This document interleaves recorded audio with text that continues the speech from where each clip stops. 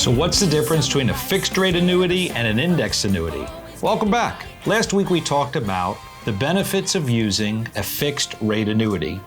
However, there are people out there that might want a little bit more rate of return than just a 3 to 5% fixed rate. Today we're going to talk about indexed annuities and how you can invest your money with no downside exposure and still make returns upwards of double digits, meaning 10% or more. Here's how an index works.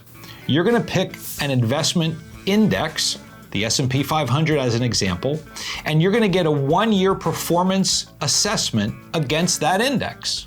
If the S&P goes up 30%, you're going to make your 10%, or whatever the cap is on that particular program. So be aware, make sure you do your homework and evaluate what exactly your annual cap is, because that's where you're going to stop making your return.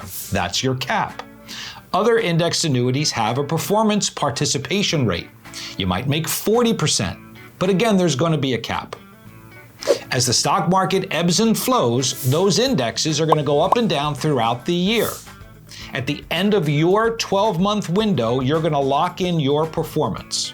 But guess what? What if the market goes down? Has that ever happened before?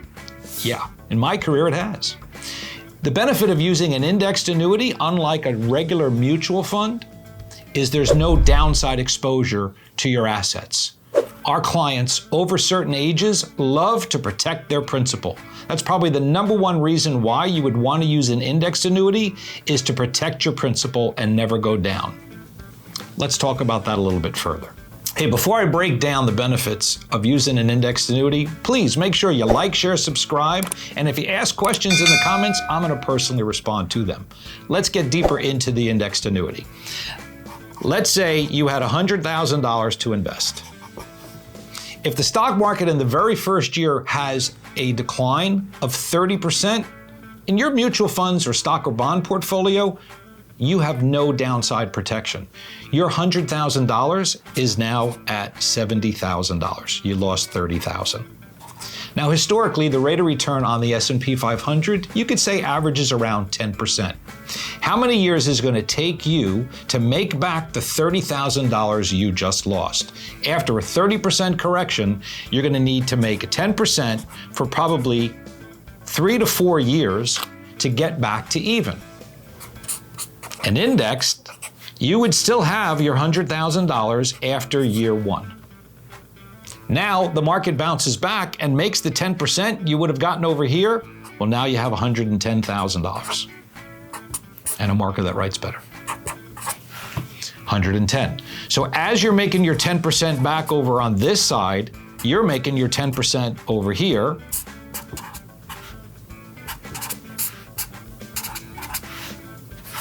And you're above water at the end of 5 years, while this is just getting you back to your original $100,000. That's why people like using index, is to protect their principal, make modest upside returns, but never really get the impact of a downside in the market.